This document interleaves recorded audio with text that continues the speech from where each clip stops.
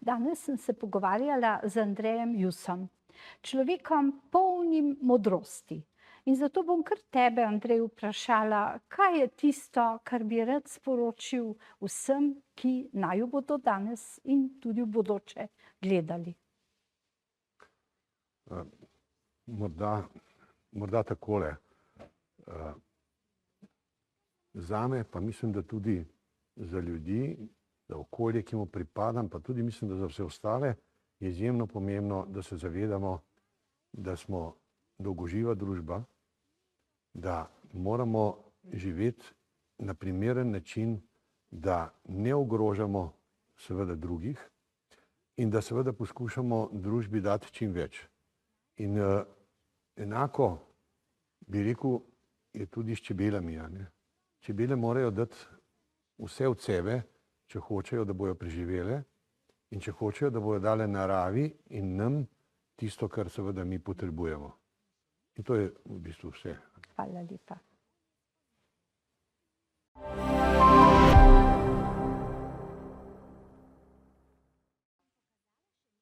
Dobrodošli v novi oddaji. Moj današnji gost je izjemno pomemben. Ko sem pogledala njegov CV, sem si rekla, naj kar sam govori o sebi, kajti funkcije izredno veliko. Dobrodošel, Andrej Jus. Midva se tikava, zato ker se že dolga leta poznava. Pa te bom vprašala, a ti je koristilo, da imaš tako lepo ime in tako kratek priimek? Najprej hvala lepa za povabilo. Ja, v bistvu ime mi je bilo vedno všeč. Spomnil sem se enega, mislim, da je bila ena zgodbica, da Andreju ni nikoli preveč. Priimek Jus mi je bil pa tudi všeč, ki je kratek. Je bil pa včasih malo zaničevan, ker je bil to tudi jugoslovanski standard, se imenoval. Tako da drugače pa to tudi pomeni pravo. To pa res. Ja. Zelo sem vesela, da si moj gost. Rekla bi, da ne počivaš nikoli, da imaš zelo veliko funkcij, da si jih imel še več v preteklosti. Katero bi izpostavil kot tisto, ki ti je morda prinesla največ veselja? Morda funkcija, ko sem se ukvarjal z mladimi pretežno. Delal sem v Zvezi za tehnično kulturo Slovenije, pokrival sem področje tehnične vzgoje mladih oziroma prostočasnih tehničnih dejavnosti, kar pomeni, da sem bil v bistvu skozi med mladimi in imel sem tudi v bistvu to srečo, da sva s kolegom takrat na novo postavila program prostočasnih tehničnih dejavnosti v osnovnih šolah, pa deloma tudi seveda v srednjih šolah. Imel sem priložnost v bistvu spoznati praktično celo Slovenijo. Lahko bi rekel, da sem poznal skoraj vse učitelje tehnične vzgoje v Sloveniji, pa seveda še dodatno mentorje. Predvsem je bilo pa to področje tehnike zame izjemno zanimivo, zaradi tega, ker mi je dalo tisto, kar nisem mogel sam uresničiti. Nisem bil preveč nadarjen za nekatere zadeve, ampak sem pa spoštoval tehniko in skozi to mojo funkcijo, bi temu rekel, sem nekako doživel to, bi rekel, eno svojo potrditev, da je morda le nekaj, kar mi je pri srcu, sem lahko potem s tem delal. In prilika delati s toliko nadarjenimi ljudmi, to je ena velika vrednota, ki mi je tako ostala. In lahko bi rekel, da so bila to morda moja najlepša leta v življenju. Ampak tudi sedaj so in modrost zagotovo pride z leti. Ali meniš, da so mladi že lahko modri? Jaz bi rekel, lahko je pa to zelo težko. Nekateri se v bistvu tudi, morda se že rodijo kot modri, predvsem je pa zelo pomembno, v kakšnem okolju zrastejo. Ali so imeli to možnost, da so imeli ljubeče starše, da so imeli ljubeče stare starše, kajti stari starši so v bistvu bili tisti, ki so ti dali v bistvu največ modrosti. Starši te predvsem vzgajajo, stari starši ti pa predvsem poklanjajo modrost. Sem imel starega očeta, ki je bil izjemno moder človek, ki je veliko doživel v življenju, med drugim je bil tudi čebelar, doživel 2 vojni, izgnanstvo in tako naprej. Se pravi, in jaz sem ga vedno poslušal, ne samo z odprtimi ušesi, tudi z očmi in ustmi. Zelo sem bila vesela, ko si omenil besedo čebelar. Kaj ti? Opazila sem, da jo imaš celo v e-mail naslovu, kar je velikanska redkost. Kako je do tega prišlo? Ja, na določeni točki sem razmišljal, da se moram iz enega področja umakniti nekako v drugo področje, pa še vedno ohraniti neko vez. Zdaj, če hočem nekaj na novo začeti, potem moram biti pozoren tudi na take detalje, kot je elektronski naslov. In sem rekel, če resno mislim, da se bom ukvarjal s čebelarstvom v svojem 3. življenjskem obdobju, upam seveda, da tudi še v 4., potem bom povezal ta moj elektronski naslov z to dejavnostjo. In tudi danes, ko sprejemam otroke, pa tudi druge v čebelnjaku, se vedno predstavim čebelar Andrej. Nikoli se ne predstavim Andrej Jus. Lepo. O tem bova govorila še kasneje. Morda še beseda, 2 o filmu in slikah, ki si jih poslal, da jih lahko naše gledalke in gledalci ves čas spremljajo na ekranu. Ja, to so pretežno filmi iz čebelarstva, ali pa slike, iz tega, kar seveda upravljam danes. Seveda se ukvarjam tudi z drugimi zadevami. Zelo ljubo mi je ukvarjati se s starejšimi. Zelo ljubo mi je seveda ukvarjati se tudi še z nekaterimi dejavnosti iz področja tehnične kulture. Vendar zdaj sem se pač opredelil za čebelarstvo, temu posvečam seveda največ časa in seveda, kar je pa seveda najbolj pomembno, s tem ostajam v stiku z naravo.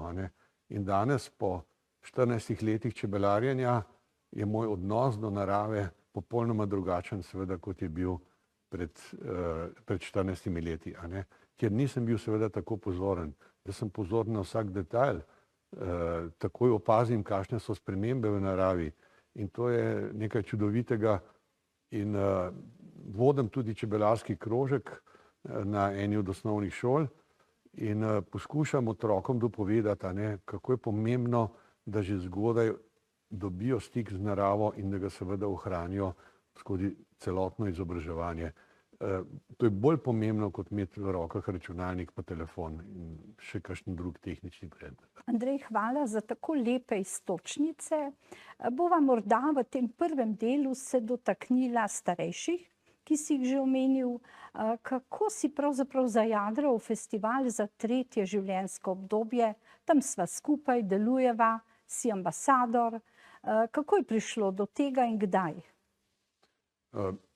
Rekel bi takole, ker sem se skozi ukvarjal z organizacijo različnih dogodkov, sem si tam pridobil določene izkušnje. Sem seveda naletel predvsem na starejše in ugotovil, da imajo starejši, da znajo starejši bistveno bolje podajati neko znanje kot seveda mlajši. Zato, ker imajo seveda tako velike izkušnje. In tudi kot otrok sem se vedno rad družil s starejšimi od sebe. Redko kdaj z mlajšimi ali pa s sovrstniki. Zato, ker sem menil, da imajo oni seveda tisto znanje. No in skozi mojo dejavnost v Zvezi za tehnično kulturo sem moral sodelovati z učitelji. Imel sem tudi šefa, ki mi je v bistvu prve pol leta ali pa bi rekel celo leto stalno je zahteval, da pridem v njegovo pisarno in da mi on preda svoje znanje. Meni je bilo to grozno hudo, jaz sem hotel delati, on je bil pa počasen, temeljit in tako naprej. In potem sem seveda na koncu, ko sva dala to skozi, po kakšnem letu, sem ugotovil, da sem mu lahko izjemno hvaležen. In tako sem jaz dobil nek odnos do starejših, in ker smo se ukvarjali z novimi tehnologijami tudi, se pravi z računalništvom in seveda tudi imeli smo tekmovanja iz kemije, logike in tako dalje, smo ugotovili seveda, da bi morali narediti tudi kaj za starejše. In seveda, ko človek stalno razmišlja, katere nove programe bi si še izmislil in ki bi koristili ljudem okoli sebe, a ne. Stalno o tem razmišljaš, kako starejšim predati informacijske tehnologije, da jih bodo razumeli, a ne. No in tako prideta do mene dva moja znanca, takrat sta bila seveda zelo pomembna in takrat je bil ravno svetovni dan, mislim, da je Združeni narodi so sprejeli sklep, da je 1. oktober svetovni dan starejših in sta prišla, da bi mi imeli takrat eno proslavo, če bi jo mi lahko naredili to proslavo. In jaz sem potem malo razmislil in sem jima rekel takole, ne, da če oni delajo proslavo, mi tega ne znamo delati. A ne. Če pa oni želijo, da mi naredimo neko prireditev, ki bo živela še vrsto let, potem smo pa mi morda ta pravi naslov, ampak to pomeni, da moramo skupaj to narediti. A ne. Ne, da bomo mi sami, ampak da dobimo, da pritegnemo vse organizacije, ki se ukvarjajo starejši, v to skupnost in ona dva sta za to poskrbela, nekaj pa seveda tudi jaz. Sedaj postaja tako napeto, da bomo malo prekinili in kasneje nadaljevali o festivalu. Hvala zaenkrat.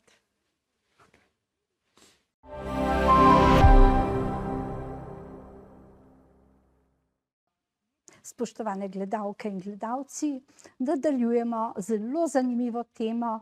Ostali smo seveda pri Andreju Jusu, ki je začel pripovedovati o festivalu za 3. življenjsko obdobje. Prišli smo do trenutka, ko se je bližala ustanovitev. Kaj se je zgodilo, Andrej? Tako je. Takrat smo v našem, moram tudi povedati, ne, sem še delal v Zvezi za tehnično kulturo, smo pa tudi že ustanovili podjetje, ki se imenovalo Infos, ukvarjali smo se pretežno s promocijo informacijskih tehnologij.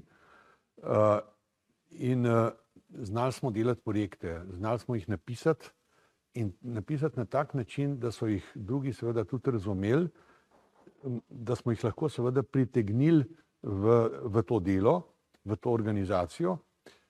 In napisal, ta projekt sem pač takrat napisal, z mojimi kolegi smo ga potem še malo izpilili, no in potem smo ta projekt predstavili takratnemu ministru za socialo, mislim, da to je bil Janko Kušar, on je bil eden od teh dveh, za katere pravim, da je bil tudi oče, eden od očetov tega festivala za 3. življenjsko obdobje. In ko je on to videl, je rekel, to je ta prava stvar, je rekel, bom jaz s predsednikom Drnovškom govoril, če bi mi to, da bi vlada tudi to podprla in tako naprej. No in je res to naredil, ne. Drugi tak človek je bil pa Niko Lukaš, včasih je bil podžupan Mestne občine Ljubljana, pa mislim, da je bil tudi župan občine Moste Polje. Zelo tak odprt človek, a ja, bil je tudi, kolikor vem, ravnatelj osnovne šole v preteklosti. In nekako smo se razumeli, že odprej smo se poznali, naredili smo ta projekt, potem smo v to pritegnili še Zvezo društev upokojencev in pa Društvo za gerontologijo, pa še nekatere druge organizacije, Zvezo prijateljev mladine in tako naprej, pa časopisne hiše. Vsi smo nekako vedeli, da prihaja obdobje, ko se bo treba posvečati problematiki dolgožive družbe. To je bila ključna zadeva. No in tukaj moramo omeniti še eno gospo, ki je žal že pokojna, lahko bi rekel tovarišico, ker smo se takrat tako klicali, a ne. To je bila Angelca Žiberna. Ona je bila, kar se spomnim, direktorica vrtcev Vič, potem je šla v pokoj in je bila izjemno aktivna in ona se je takrat ukvarjala, je bila prva, ki se je začela ukvarjati z nasiljem nad starejšimi. Jaz takrat tega sploh še nisem dobro razumel, kaj pomeni nasilje nad starejšimi, ker sem bil tako vzgojen, da si tega sploh nisem znal predstavljati, kako si lahko ti nasilen do starejših. In ko sem jaz to poslušal, pa bral o teh zadevih, ki jih je ona predstavila, sem rekel, mi se moramo starejšim bistveno bolj posvečati, ne. No in tako smo se odločili, da naredimo ta festival, bil je pa še en pogoj, da ga mi začnemo delati, in sicer, da ustanovimo programski svet in pa še posebno delovno skupino za strokovni program, se pravi, da ne bi bila prireditev samo proslava, pa še neka razstava in tako naprej, ampak da bi bila še nekaj strokovnih dogodkov. No in tako smo ustanovili velik programski svet, vključili smo vse te organizacije, ki so se želeli vključiti, nikogar nismo silili v to, vendar moram reči, da so se vsi želeli vključiti. In tudi danes še ta programski svet še vedno živi po 24 letih. Ta programski svet je v bistvu omogočil to, da smo na nek način delali neodvisno, tako od vlade, kot tudi od nekaterih organizacij, ki bi si morda želele festival prisvojiti. In bili so seveda kasneje tudi poskusi, da se to seveda stori, vendar smo zaradi tega načina organizacije lahko to ohranili, da smo v bistvu išli potem po teh nekaterih manjših sporih tudi brez kakšnih posebnih bušk ven. Jaz sem ti pravzaprav hvaležna, da sem prišla kot zadnja trenutno predsednica programskega sveta na tako postlano posteljo. Vse na njej 24 let že poteka, vedno v Cankarjevem domu, vedno je veliko obiskovalcev, okoli 17 tisoč. Poglej, zanima me in tudi najbrž naše gledalke in gledalce, kaj se je v teh letih, desetletjih bomo rekli, spremenilo za starejše. Vedno jamramo v naši deželi, ki je sicer zelo lepa. Znamo najti pravzaprav same slabe besede, vse je slabo, nikamor se ne premakne, ničesar lepega pravzaprav. Kaj pa ti meniš, kaj se je v vseh teh letih spremenilo na področju starejše populacije, ki jo je vedno več? Tako je, najprej bi se ti jaz zahvalil, da si sprejela naš predlog, da postaneš predsednica tega programskega sveta, in to je bilo zame eno veliko olajšanje, ker sem bil že precej obremenjen z temi zadevami in to mi je dalo neko sprostitev, da lahko seveda še drugače razmišljam. Kar se pa tiče odnosa do starejših, kaj se je spremenilo v tem času? Ogromno se je spremenilo. Standard starejših se je zelo, zelo izboljšal. Jaz se spomnim, kako je to bilo pred 30 leti, pa morda še več. Se spomnim, gospod Aceto, pokojni že, doktor Aceto, je takrat ustanovil, se je zavzemal za te bolnišnice in pa za domove starejših. Mi smo imeli to, on je bil zelo proti temu, da bi to postale hiralnice ali kaj podobnega. Danes kljub vsemu to niso, čeprav nekateri ljudje še vedno mislijo, da ko pa greš v dom počitka, ali kako bi temu rekel, ali pa dom upokojencev, ali pa dom starejših občanov, to je najbolj pravilno, je dom starejših občanov, se pravi, prideš tja noter, kjer so le stvari seveda urejene. Niso vedno idealne.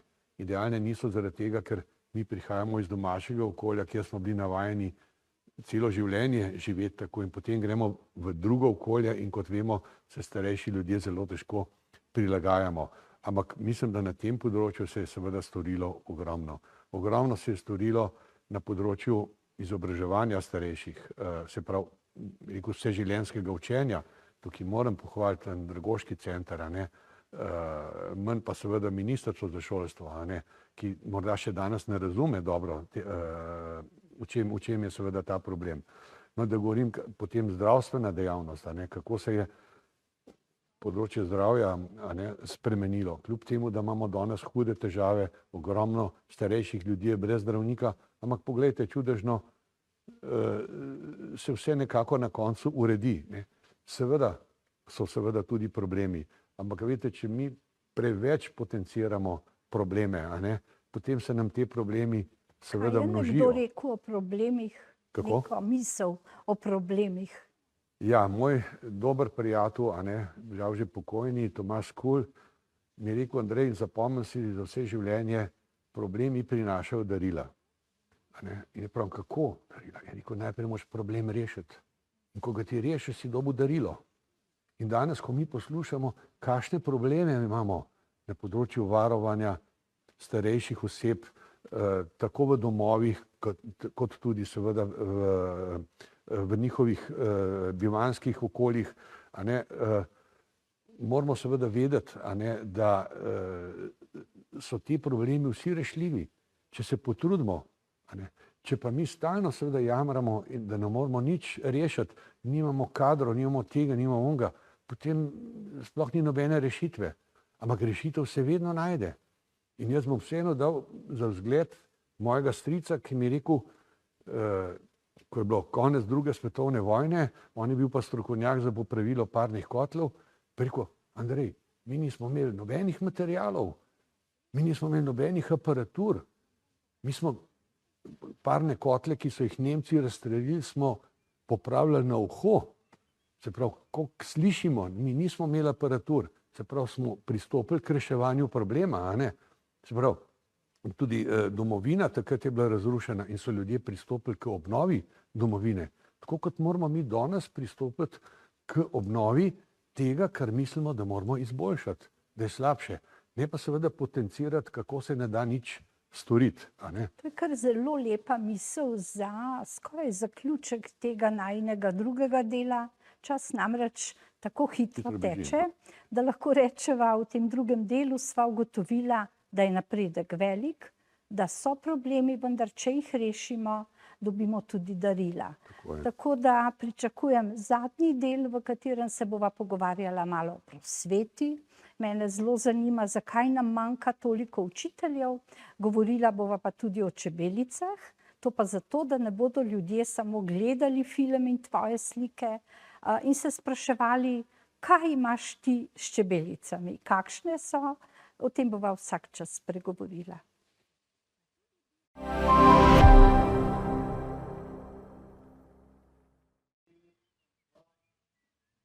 Lepo pozdravljeni tudi v zadnjem delu tega pogovora, ki bo tekel tudi malo o prosveti.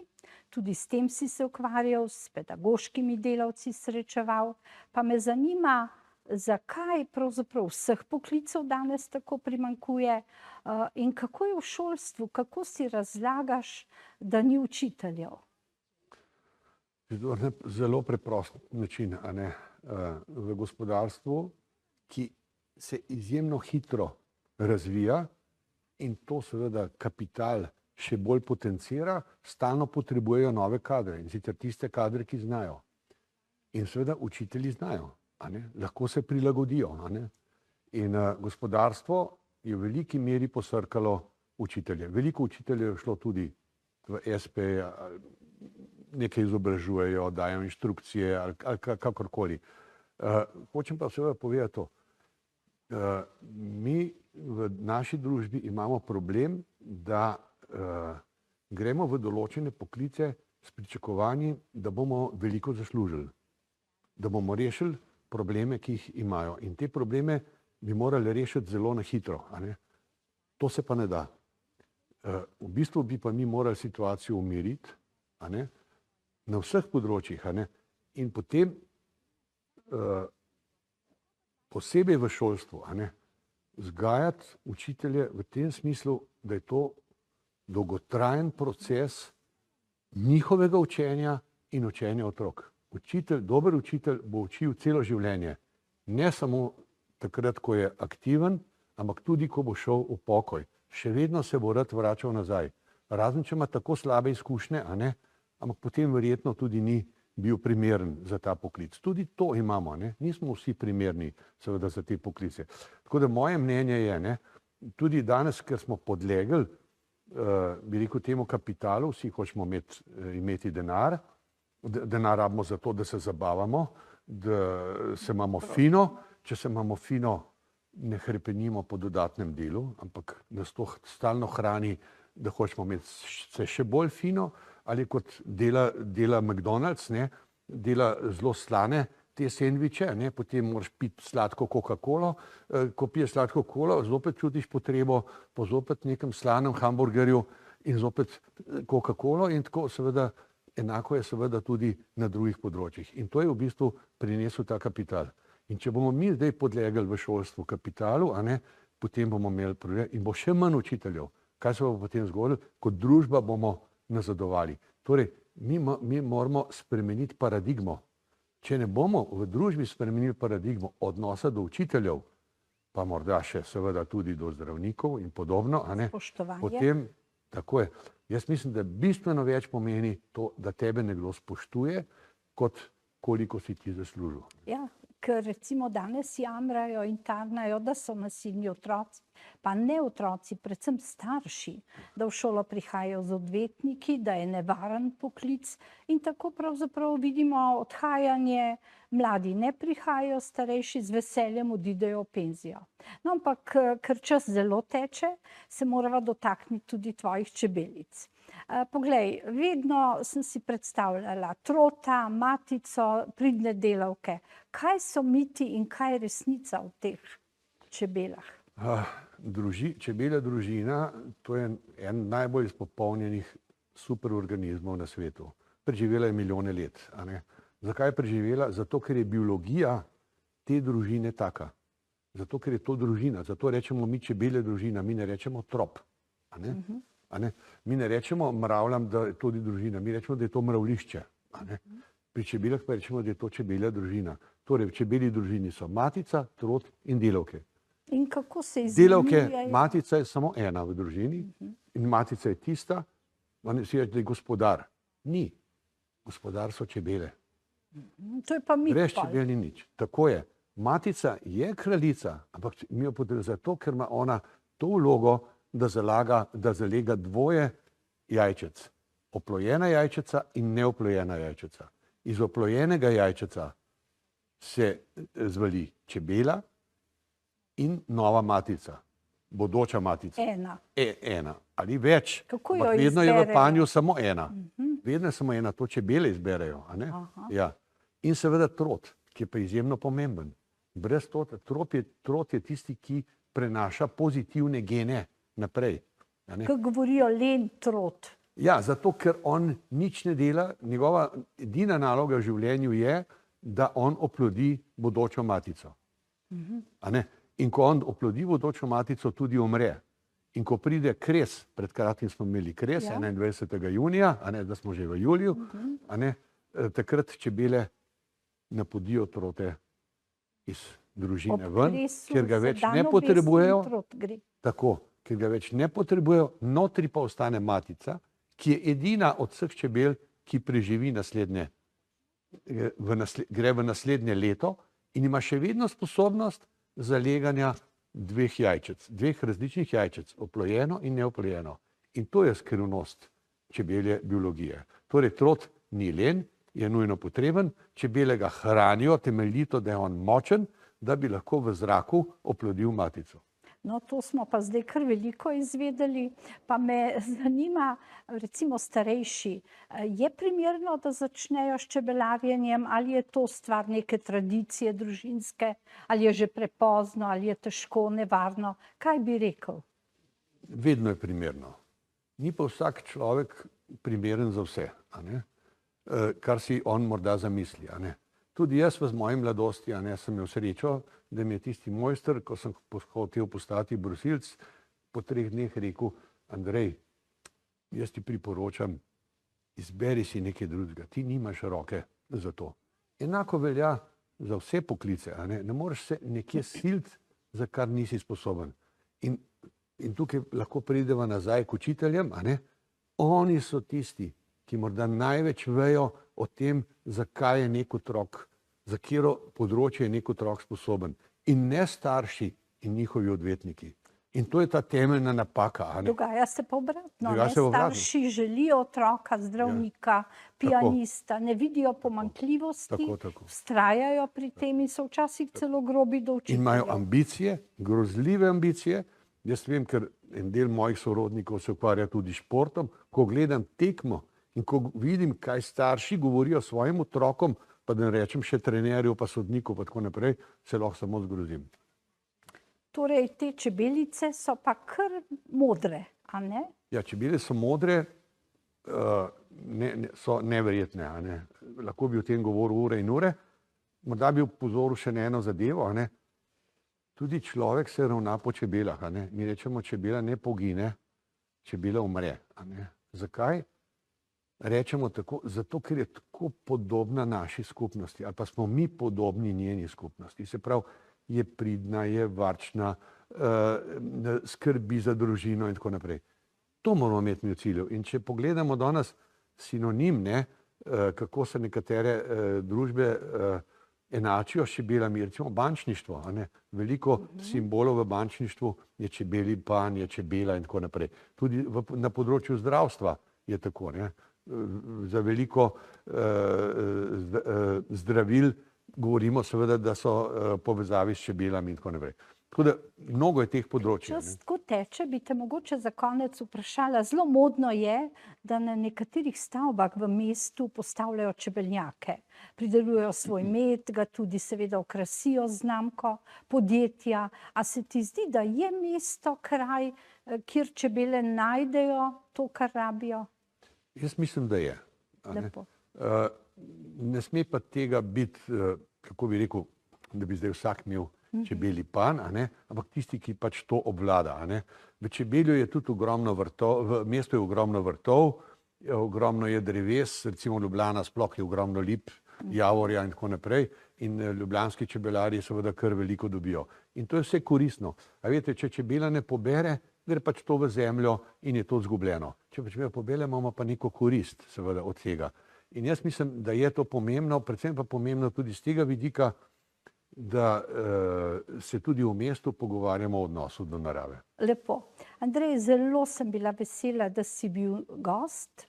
Zagotovo bodo tudi naše gledalke in gledalci to nagradili, se ogledali prispevek, morda celo večkrat.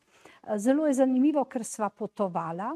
Potovala sva skozi čas, skozi pravice starejših, skozi festival in na koncu končala pri pridnih čebelah. Hvala za vso modrost, ki se nam jo natrosil, in pozdravljeni. Hvala.